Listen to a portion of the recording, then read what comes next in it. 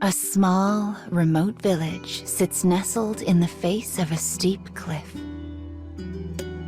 And in it, there once lived a young girl. She always sulked as she watched the village children playing outside her window. She wasn't sick. Instead, she had a mark on her leg that made her different. Her parents told her to hide the mark. If she did not, they would not allow her to go outside. But the mark was a part of her. Each time they told her to hide it, it was like they were asking her to deny her very being. The girl hated the thought of hiding it, and the more they told her to, the harder she resisted. She and her parents had been having this fight for several long years now.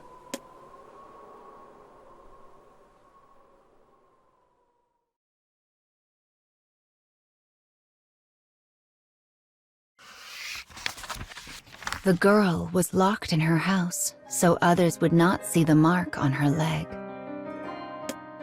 Unable to contain her discontent, she decided to disobey her parents and sneak out of the house. She ran through the village like hell itself was pursuing her. But when she crested a hill, she found someone was already waiting there. It was a warrior with flowing white hair. She sat quietly on a boulder, her sword stuck into the ground nearby. Her pale skin was crisscrossed with wounds, as though she had just finished a battle. But it was the warrior's left side that truly drew the girl's attention. It was covered by bandages that had slipped to expose a patch of inky black skin. Skin that looked like a larger version of her own birthmark. "She's just like me," thought the girl. Suddenly, she felt a deep ache to be like this woman, a person who did not even flinch when someone stared at her mark. "I want to be like you," said the girl. As the woman turned to look at the girl, her gaze fell on her leg. A curious mixture of sadness and anger flitted across her face like a wraith in the dark. "There's nothing good in a life like mine." This said, the warrior turned away from the girl, as if she had never noticed her in the first place. She then tightened her bandages and walked away.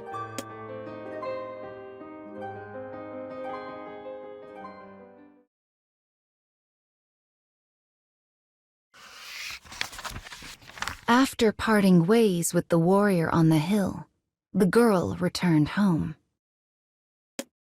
As she made her way to her parents' room to tell them what happened, she heard whispered voices from the other side of the door.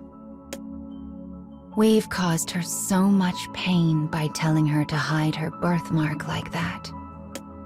But we did it for the right reasons. You know what would happen if people saw that and thought she was possessed.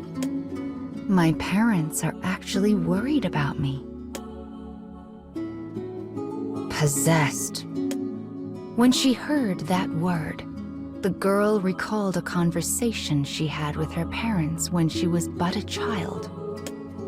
It was a story of a warrior who had been cursed by a shade and turned into a monster, and about how horribly she had been treated in this very village. The girl remembered the mixed emotions on the face of the woman she met earlier. She had lived through things the girl could not even imagine.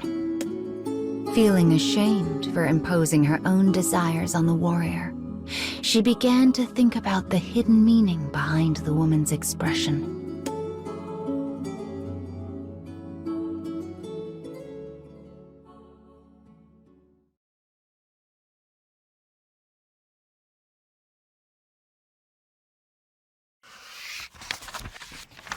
To the girl, the mark on her leg was a part of her, and her parents accepted that.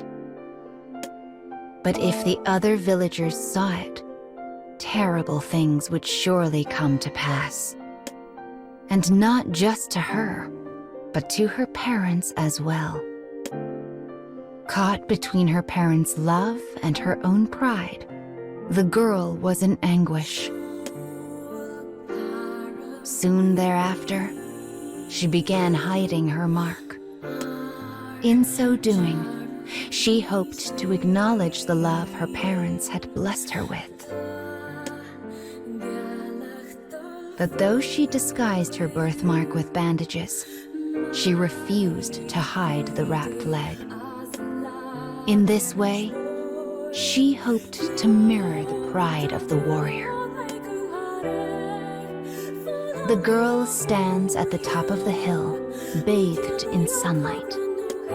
Looking out, she makes a firm resolution. Once she is as strong as the warrior, once her parents no longer have to fear for her safety, she will remove her bandages and walk the world as she was meant to. As the girl gazes over the plains, reflected in those eyes is the sky that leads to her future.